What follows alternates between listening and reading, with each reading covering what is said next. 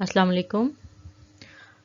Today we are going to discuss about the decision making styles and the decision making biases. First we will discuss about the decision making styles. Decision making styles includes the dimensions, two dimensions in which we can divide the decision making styles और ways of thinking है इसके अंदर सबसे पहले rational और orderly and consistent, ये है way of thinking. एक है रैशनल, यानी कि हमने जिसके पहले बात की थी कि logical way of thinking. Logical है जिसके पीछे बैक है, जिसके पीछे कोई ना कोई रैशनल है और जिसके पीछे स्ट्रॉन्ग एविडेंस मौजूद है कि हमने अगर ये कोई भी डिसीजन सेलेक्ट किया है तो या डिसीजन लिया है तो इसकी स्ट्रॉन्ग इसकी बैकएंड पे कुछ है। इसके बाद ऑर्डरली, एक डिसीजन को ऑर्डरली होना चाहिए, मतलब कि फर्स्ट थिंग फर्स्ट वाला है, ये जो डिसीजन पहले लेने वाले हैं उनको पहले लिया जाता है और जो डिसीजन बाद में लेने वाले हैं उनको बाद में लिया जाता है। एंड देन कंसिस्टेंसी का कॉन्सेप्ट है इसके अंदर, ये कंसिस्टेंट आपको डिसीजन मेकर को होना चाहिए कि जो डिसीजन लिया जाता है उसके ऊपर वो फिक्स भी रहते हैं। ये नहीं कि आज डिसीजन लिया तो उसके बाद वो अपने डिसीजन से पलट गए या ख़त्म कर दिया, और डिपेंडिंग ऑन द सर्कमस्टांसेस। तो बेस करो ये इसके अंदर वेज ऑफ थिंकिंग में ये है कि आपको डिसीजन मेकर का हमेशा ये ना आए कि ये कंसिस्टेंट नहीं रहते। अच्छा, अब दूसरा जो स्टाइल है वेज ऑफ थिंकिंग के अंदर इंट्यूटिव है। इंट्यूटिव की जैसा से हम लोग बात कर चुके हैं कि अल्हामी या छठी हिस्स वाली बात हम कर चुके हैं क्लास के अंदर। इसी तरह intuition, creative and unique decisions की बात होती है। क्रिएटिव लेकिन जब हमने कोई चीज़ क्रिएटिव करनी है, कोई नया आइडिया देना है तो उसके अंदर हमें कभी कभी कुछ अननोन सिचुएशंस होती हैं, उसके अंदर इंट्यूशंस को यूज़ करते हैं। जब हमारे पास लॉजिक्स नहीं है, हमारे पास मैथमेटिकल फिगर्स नहीं है, तो हम लोग उस वक्त इंट्यूशंस के तौर पर या एक्सपीरियंस लोगों से राय लेते हैं। और क्रिएटिव डिसीजन इसलिए कि ये इसकी वायबिलिटी या इसकी जो आउटकम्स हैं वो कितने ठीक होंगे, यानी कि कोई भी क्रिएटिविटी होती है, किसी भी चीज़ में इनोवेशन आती है तो उसके अंदर क्रिएटिव डिसीजन मेकर्स कितने हैं और उनको कितना इनकरेज किया जाता है, एंड यूनिक कितना है डिसीजन। और इनकी सबकी ये वेज ऑफ थिंकिंग है, असल में कुछ रैशनल बेस्ड होंगे और कुछ इंट्यूटिव होंगे। आपने ये दो चीज़ें याद रखनी है। इसके बाद फिर टॉलरेंस फॉर एम्बिग्विटी है। कुछ डिसीजंस के अंदर लो टॉलरेंस होती है, किसी में हाई टॉलरेंस होती है। टॉलरेंस का मतलब ही बर्दाश्त करना है। लो टॉलरेंस मींस के आपका डिसीजन ऐसा है जिसके ऊपर लोगों को रजामंद होना ज़रूरी है और उसके ऊपर उसमें बर्दाश्त का कोई एलिमेंट नहीं है। अगर यानी कि ये डिसीजन लेना या डिसीजन के ऊपर अमल करना हर एक के लिए सबसे ज़्यादा इम्पॉर्टेंट है, तो वो वहाँ पर लो टॉलरेंस है, यानी कि इसके बगैर कोई गुजारा नहीं है। रिक्वायर्स कंसिस्टेंसी एंड ऑर्डर, इसका मतलब ये रिक्वायर्स कंसिस्टेंसी एंड ऑर्डर, उसमें जो तरतीब दी गई है उनको आपने इधर उधर नहीं करना। देन हाई टॉलरेंस एक डिसीजन है, मल्टीपल थॉट्स साइमल्टेनियसली, यानी कि हाई टॉलरेंस जिसमें क्रिएटिविटी शामिल है, तो उसमें डिफरेंट आइडियाज़, इनोवेशन और उसमें पैटर्न्स डिफरेंट होते हैं और उनको इनक्रेज किया जाता है। तो जहाँ पे क्रिएटिविटी इन्वॉल्व है वहाँ पर हाई टॉलरेंस होगी, क्योंकि हमने नए आइडियाज़ को इनक्रेज करना है। तो वहाँ पे टाइम स्पेंस या एम्प्लॉयज़ को इस तरह का टाइम देना कि वो अपनी मर्ज़ी से जाके इस चीज़ों के ऊपर थिंकिंग कर सकें। और जब आपका जो डिसीजन है वो ऑर्गेनाइजेशन की तरफ से है तो वो ऑर्डर होगा, एक रैशनल होगा, उसके पीछे कोई ना कोई लॉजिक होगी। और जब अगर कोई लॉजिक नहीं है तो हम लोग इंट्यूटिव डिसीजन मेकिंग में जाते हैं और उसके ऊपर हाई टॉलरेंस भी होती है। खैर ये स्टाइल्स हैं और हम लोग इन टाइप्स को हम लोग देख लेते हैं। टाइप्स ऑफ डिसीजन मेकर्स जो हैं वो डायरेक्टिव स्टाइल है एक डिसीजन मेकिंग का। इसके बाद एनालिटिकल स्टाइल है और फिर एक कॉन्सेप्चुअल स्टाइल है और एक बिहेवियरल स्टाइल है। इस डायरेक्टिव स्टाइल के अंदर use minimal information and consider few alternatives. छोटी सी इंफॉर्मेशन एक मैनेजर यूज़ करता है, मिनिमल इंफॉर्मेशन, और थोड़े से अल्टरनेटिव्स को अंडर कंसिड्रेशन लेता है, और डायरेक्टिव होता है, मतलब कि आपकी डायरेक्टिव अप्रोच यही होती है कि आपने सिर्फ हुक्म देना है और उन चीज़ों के ऊपर ज़्यादा अल्टरनेटिव्स को कंसिडर नहीं करना, लोगों की राय को मद्देनज़र नहीं रखना। तो ये डायरेक्टिव अप्रोच है जिसके अंदर सिर्फ हुक्म चलाया जाता है फ्रॉम वन साइड, यानी मैनेजर एक वन साइडेड है और उसको वो उसके ऊपर हुक्म चला रहा है। Then there is analytical style, make careful decision in unique situations. Analytical style का मतलब कुछ बेसिक्स हैं, बेसिक्स के ऊपर उसका एनालिसिस है, एनालाइज किया जाता है और मुकम्मल तौर पर अल्टरनेटिव्स को अंडर कंसिडरेशन रखा जाता है, और सारे अल्टरनेटिव्स को चेक किया जाता है कि इनमें से और फिर डिसीजन लिया जाता है। तो ये एनालिटिकल डिसीजन है जिसके अंदर सारे अल्टरनेटिव्स, यानी कि जितने अवेलेबल अल्टरनेटिव्स हैं उन सबको चेक करके और उनके ऊपर फिर एनालिसिस करके फिर डिसीजन लिया जाता है। ये एनालिटिकल डिसीजन मेकर्स है। Then there are conceptual decision maker, यानी कि एक स्टाइल है डिसीजन मेकिंग का। Maintain a broad outlook and consider many alternatives in making long-term decisions. Maintain a broad outlook and consider many alternatives in making long-term decisions.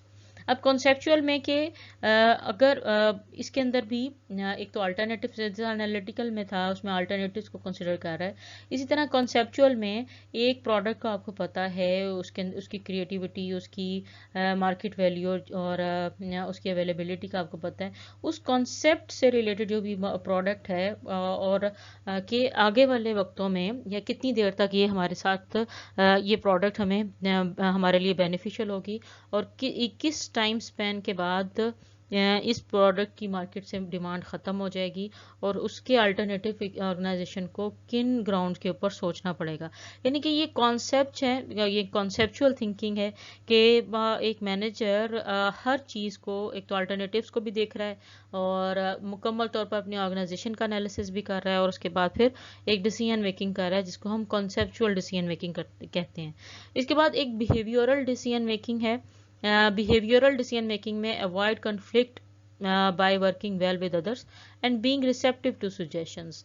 अब behaviour का मतलब ही action है, action का मतलब यानी ऐसा एक्शन लेना कि लोगों की आप सबसे राय ले रहे हैं, उनसे पूछ रहे हैं, और उनके जो सजेशंस हैं उनको भी अंडर कंसिडरेशन रख रहे हैं, और आपका एक स्टाइल है जिसमें आप लोगों की राय को भी मद्देनजर रखते हैं और उसके बाद एक डिसीजन लेते हैं। और ये इसकी वजह यह है कि जब डायरेक्टिव स्टाइल होता है उसके अंदर लोगों के कॉन्फ्लिक्ट्स को एड्रेस नहीं किया जाता, लोगों से पूछा नहीं जाता, उनको पार्टिसिपेट नहीं किया जाता है एक डिसीजन मेकिंग के अंदर। तो ये एक बिहेवियरल डिसीजन आएगा, बिहेवियरल जिसको कहेंगे कि इस कॉन्फ्लिक्ट को बचने के लिए डिसीजन मेकर्स जो हैं वो इस तरह के डिसीजंस लेते हैं कि वो लोगों को पार्टिसिपेट करते हैं और उनके पार्टिसिपेट करवाते हैं और फिर डिसीजन लेते हैं विद द कंसेंसस। अब ये डिसीजन मेकिंग स्टाइल्स हैं। अब हम चलते हैं डिसीजन मेकिंग बायसेस की तरफ और एरर्स की तरफ। एरर्स डिसीजन मेकिंग के काफ़ी सारे हैं।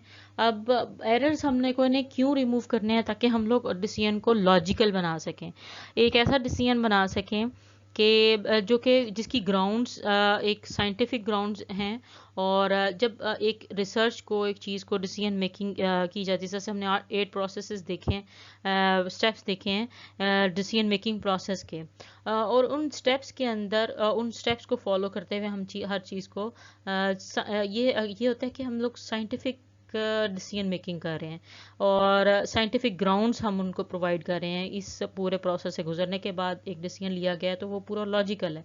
अब वो लॉजिकल उस वक्त तक कंसिडर नहीं किया जाता, या कोई भी रिसर्च, कोई भी चीज़ ऐसी उस वक्त तक लॉजिकल कंसिडर नहीं की जाती जब तक उससे रिलेटेड डिसीजन मेकर के बायसेस ना रिमूव किए जा सके।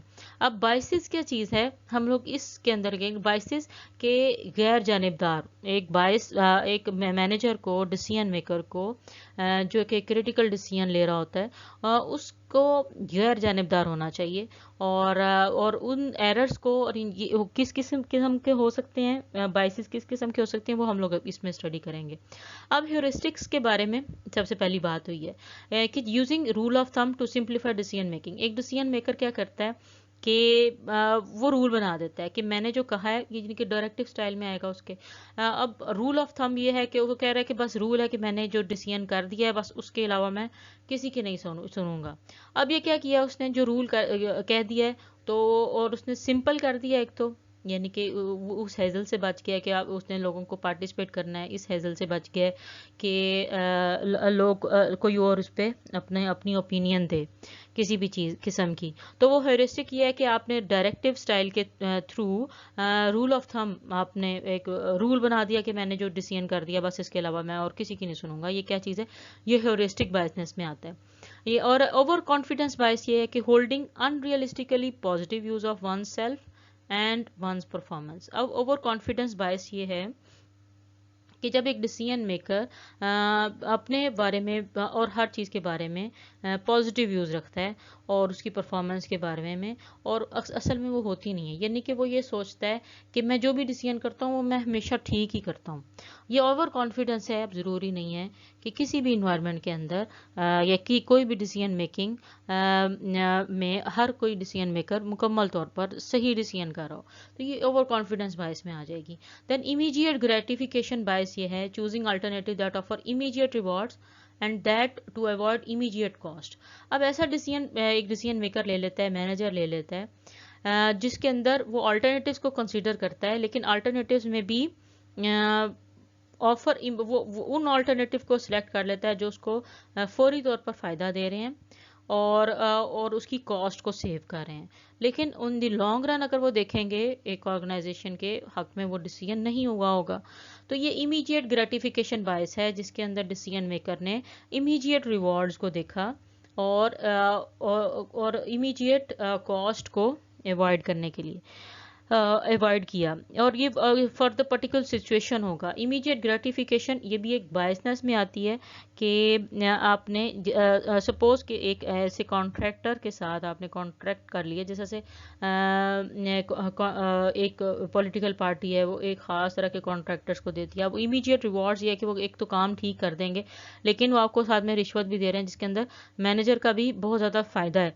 तो वो फौरी से काम कर देंगे, इमीडिएट रिवॉर्ड्स मिल जाएंगे और इमीडिएट कॉस्ट भी सेव हो जाएगी, लेकिन इन द लॉन्ग रन वो डिसीजन आपके लिए ठीक नहीं होगा, क्योंकि वो कॉन्ट्रैक्टर की रेपुटेशन प्लस जो मटेरियल यूज़ हुआ है उसके वो चीज़ नहीं अंडर कंसिडरेशन की जाएगी, जो कि इमीडिएट रिवॉर्ड का बायस बनेगी फॉर द डिसीजन मेकर, जबकि और वो भी बायसनेस में आएगी। ये इमीडिएट ग्रेटिफिकेशन बायस आती है। इसके बाद फिर एंकरिंग इफेक्ट है।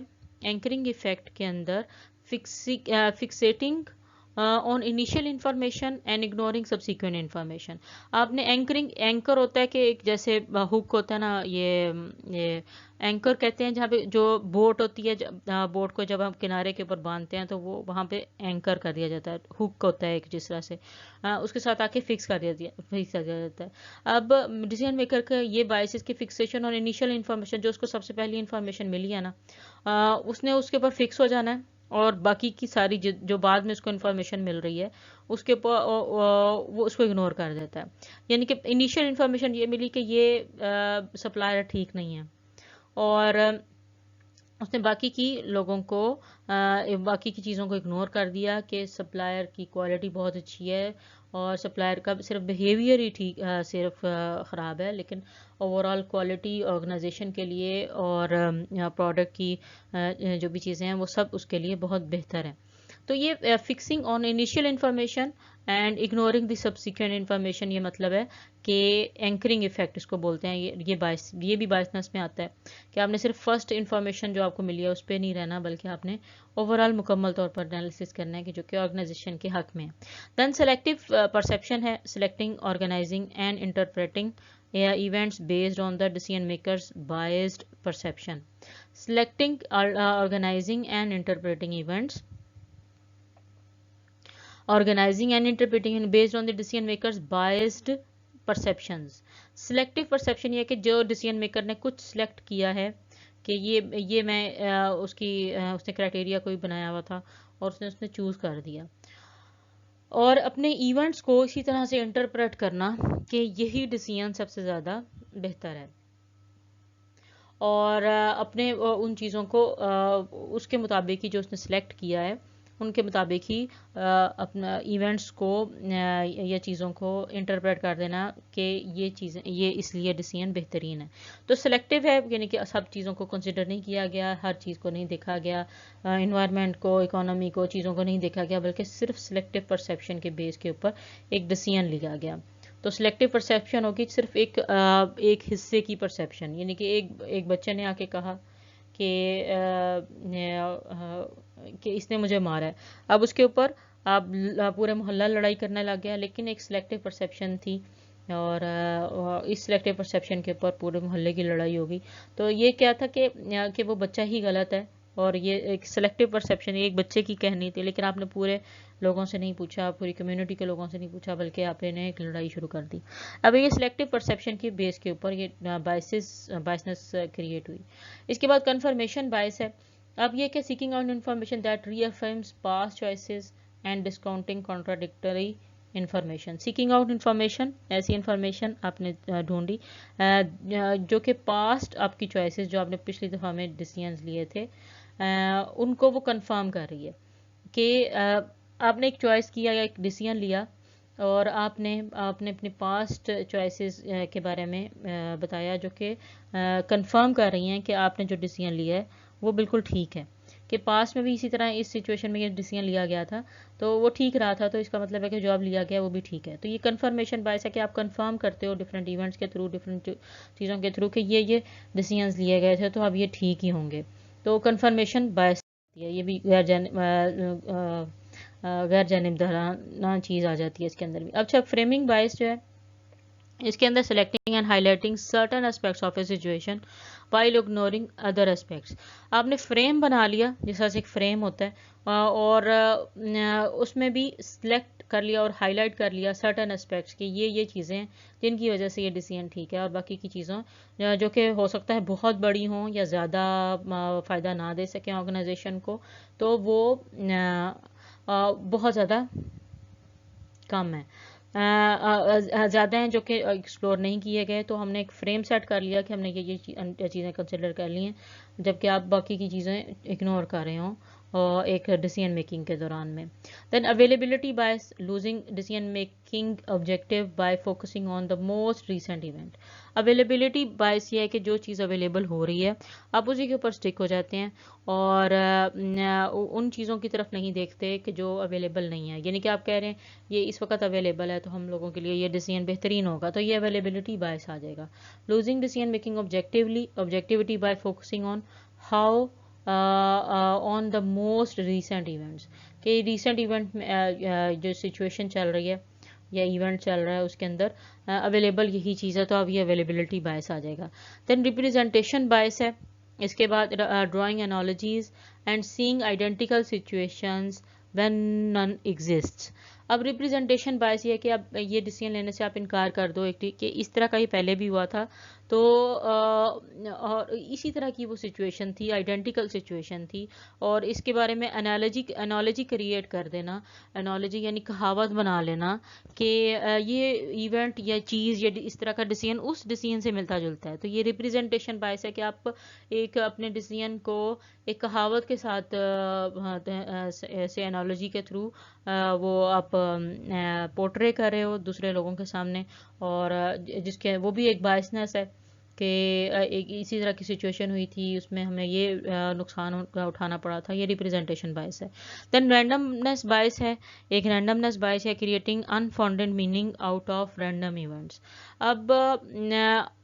अब ये भी रैंडमनेस बायस भी आ जाता है कि हमने कुछ रैंडम चीज़ें ली, हमने सारी पॉपुलेशन को एक्सप्लोर नहीं किया, बल्कि कुछ रैंडम चीज़ों को अपनी मर्जी से चीज़ें को सिलेक्ट किया और जिनकी बेसिस नहीं थी, और creating unfounded meaning out of random events, यानी कि ये इवेंट्स हुए हैं तो यह जो हमें लगता है कि हमें ये डिसीजन नहीं लेना चाहिए, ये इवेंट्स रैंडम इवेंट्स हैं जो कि उसका सपोज के एक मैनेजर ने एक क्रिटिकल डिसीजन लेना है अपनी प्रोडक्ट की उससे रिलेटेड, इनॉग्रेशन से रिलेटेड, तो वो कहता है कि नहीं सितंबर में मेरे ख्याल में ये नहीं होना चाहिए। वो उसने रैंडम चीज़ें देखी, सितंबर में उस ऑर्गेनाइजेशन ने ये चीज़ इनॉग्रेट की थी या उसकी मार्केट में इंट्रोडक्शन की थी, उसका बड़ा लॉस हुआ था। अब ये रैंडम इवेंट्स हैं और अनफाउंडेड मीनिंग्स हैं आउट ऑफ रैंडम इवेंट्स, कि आप रैंडम इवेंट्स में उनके क्या सिचुएशन थी ये नहीं देखना या कुछ भी, बल्कि आपने कुछ रैंडम इवेंट्स उठाए और उसके बाद जो आपने डिसीजन मेकिंग कर दी कि हमें सितंबर के महीने में ये नहीं करना चाहिए, ये रैंडम बायस आ जाती है। अच्छा, अब यहाँ पे कुछ है संक कॉस्ट एरर्स हैं। अब एरर्स की बात कर लेते हैं, जैसे हमने बायसेस की बात की है, या तीन तरह की एरर्स भी आ जाती हैं। अब संक कॉस्ट होती है, जिस तरह से आप लोगों ने शायद अकाउंटिंग में भी एक चीज़ को पढ़ा होगा, इसके अंदर forgetting that current actions can not influence past events and relate only to future consequences.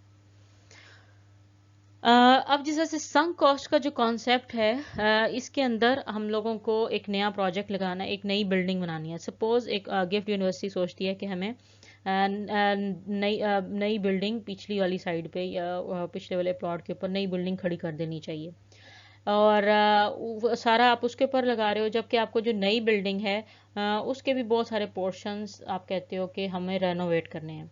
अब आपकी पूरी बिल्डिंग का जो रेनोवेशन का है आइडिया, वो आप लेके आ रहे हो, जबकि संक कॉस्ट ये है कि रेनोवेशन के दौरान जितना इंफ्रास्ट्रक्चर इस वक्त आपके पास है उसको सारे को डिमोलिश करना है।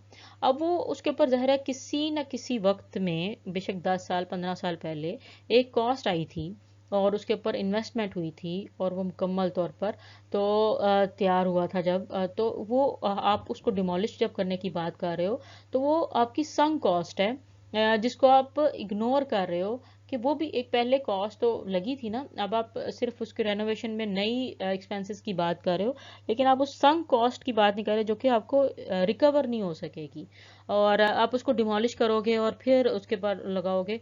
लेकिन ये संक कॉस्ट का हिस्सा है, या संक कॉस्ट ये चीज़ है कि ये चीज़ें जो ऐसी कॉस्ट जो आपको दोबारा से रिकवर ना हो सके, ज़ाया हो जाए आपका कोई भी काम। तो ये एरर्स में है, forgetting that current actions can not influence past events and relate only to future consequences, कि आप सिर्फ फ्यूचर कॉन्सिक्वेंसेज को देख रहे हो कि आपकी आपने रेनोवेशन करनी है, ओवरऑल बिल्डिंग को इम्प्रूव करना है, बल्कि आप पिछले वाली चीज़ों को, आपकी जो कॉस्ट इनकर हुई थी, जो आपके रिसोर्सेज यूज़ हुए थे, आप उनको इग्नोर कर रहे हो। देन सेल्फ सर्विंग बायस है इसके अंदर, taking quick credit for the success and blaming outside factors for failure. अब सेल्फ सर्विंग बायस का मतलब है कि आपने जो भी सक्सेस है उसका आपने क्रेडिट अपने पास रख लिया, और जो भी अगर फेलियर हुई है तो आपने आउटसाइड इवेंट्स के ऊपर डाल दिया। जिस तरह से कुछ फादर होते हैं घरों में, वो क्या करते हैं कि बच्चा अच्छा काम कर रहा है तो कहेंगे कि ये तो मेरा बेटा है। अब कुछ गलत काम कर रहे होते हैं, वो कहते हैं ये तो मम्मा का बेटा है। तो ब्लेमिंग या इसको इसके दोस्तों ने ख़राब कर दिया, या ब्लेमिंग ऐसे के आउटसाइड फैक्टर्स के ऊपर, दूसरों के ऊपर आप अपनी चीज़ें डाल देते हो, फेलियर्स डाल देते हो, जबकि सक्सेस का क्रेडिट आप खुद ले लेते हो। ये सेल्फ सर्विंग बायस है। देन हिंडसाइट बायस है एक चीज़, इसमें mistakenly believing that an event could have been predicted once the actual outcome is known after the fact. Mistake की ये गलती से आप ये बिलीव करते हो that an event could have been predicted once, कि एक दफ़ा ऐसे हुआ था और इस सिचुएशन में तो हमें ये काम नहीं करना चाहिए मिस्टेकनली, और वो अब उस पे अब अभी भी ये सोच रहे हो कि हाँ एक दफ़ा एक गाड़ी मरी जा रही थी तो वो गिर गई थी खाई में, तो अब हमें मरी जाना ही नहीं चाहिए। हिंडसाइट बायस मिस्टेकनली, अब ज़ाहिर है कि सारा हर वक्त तो लोग जाते हैं नॉर्दर्न एरियाज़ में, लोग सैर करने भी जाते हैं।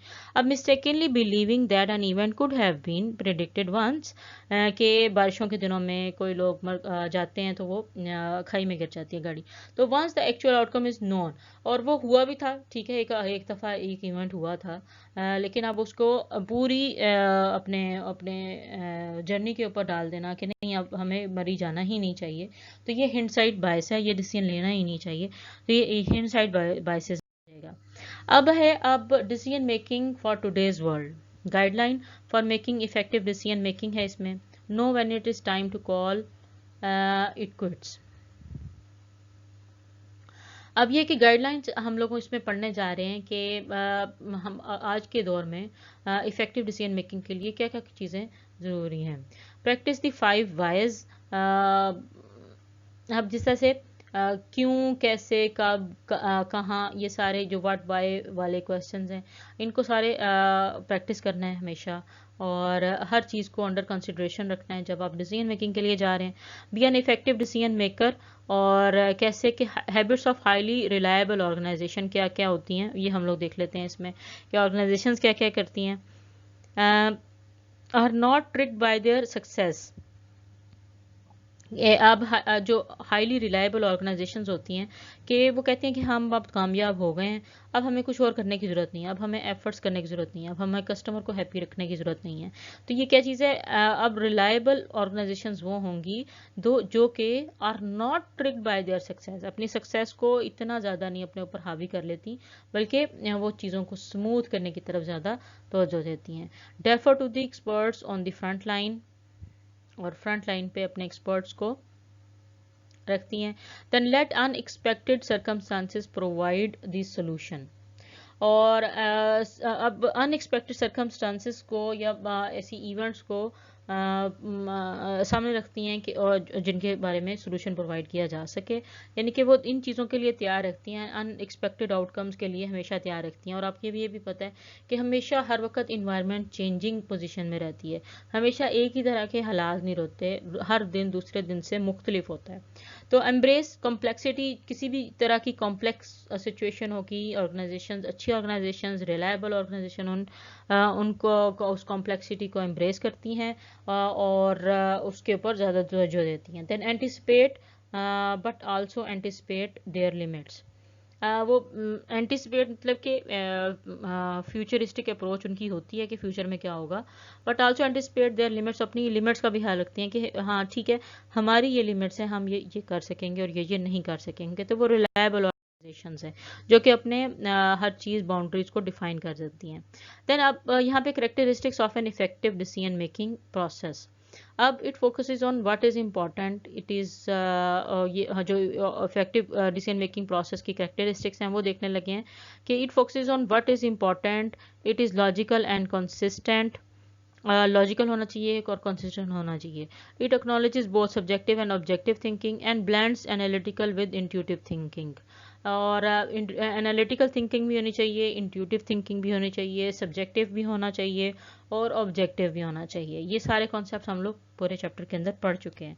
It requires only as much information and analysis as is necessary to resolve the particular dilemma, और आपके पास इतनी इन्फॉर्मेशन होनी चाहिए कि आपको कोई भी प्रॉब्लम को सॉल्व करने के लिए आप आसानी से उस प्रॉब्लम को सॉल्व कर सकें, ऐसी इन्फॉर्मेशन होनी चाहिए मुकम्मल तौर पर। और it encourages and guides the gathering of relevant information and informed opinion, और ये गाइड करती है, जो इफेक्टिव डिसीजन मेकिंग है वो आपकी गाइड करती है कि रेलिवेंट इंफॉर्मेशन कलेक्ट की जाए और इन्फॉर्म्ड ओपिनियन, यानी कि जो भी आप ओपिनियन अपनी जनरेट करें या डिसीजन मेकिंग करें वहाँ पर वो पूरा इन्फॉर्म्ड तरीके से आपके सामने आए और रेलिवेंट हो। It is straightforward, reliable, easy to use and flexible. अब आपका जो भी कैरेक्टरिस्टिक होंगी, डिसीजन मेकिंग होगी, वो स्ट्रेट फॉरवर्ड होनी चाहिए, रिलायबल होनी चाहिए, हर कोई इसके ऊपर रिलाई कर सके, और इजी टू यूज़ होना चाहिए, कॉम्प्लेक्सिटी नहीं होनी चाहिए एंड फ्लेक्सिबल होनी चाहिए। और जो भी यानी कि आप डिसीजन मेकिंग कर लें उसमें आप लोगों की ओपिनियन को भी अंडर कंसिडरेशन रखेंगे।